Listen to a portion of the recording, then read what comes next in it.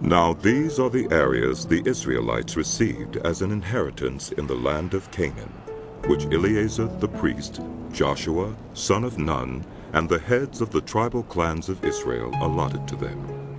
Their inheritances were assigned by lot to the 9½ tribes, as the Lord had commanded through Moses.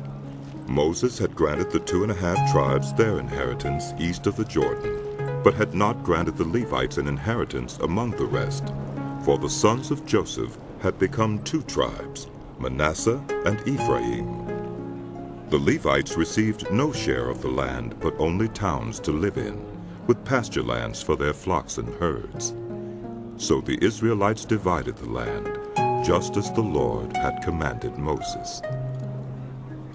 Now the people of Judah approached Joshua at Gilgal, and Caleb, son of Jephunneh the Kenizzite, said to him, "You know what the Lord said to Moses, the man of God at Kadesh Barnea, about you and me? I was 40 years old when Moses, the servant of the Lord, sent me from Kadesh Barnea to explore the land, and I brought him back a report according to my convictions. But the others who went up with me made the hearts of the people melt in fear.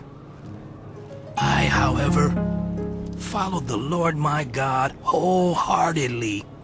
So on that day Moses swore to me, 'The land on which your feet have walked will be your inheritance, and that of your children forever, because you have followed the Lord my God wholeheartedly.'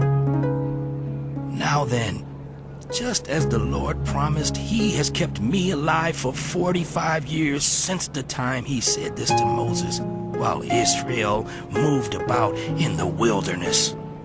So here I am today, 85 years old. I am still as strong today as the day Moses sent me out. I'm just as vigorous to go out to battle now as I was then. Now give me this hill country that the Lord promised me that day. You yourself heard then that the Anakites were there, and their cities were large and fortified. But the Lord helping me, I will drive them out, just as he said."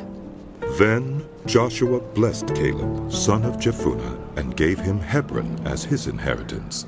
So Hebron has belonged to Caleb, son of Jephunneh the Kenizzite, ever since, because he followed the Lord, the God of Israel, wholeheartedly. Hebron used to be called Kiriath Arba, after Arba, who was the greatest man among the Anakites. Then the land had rest from war.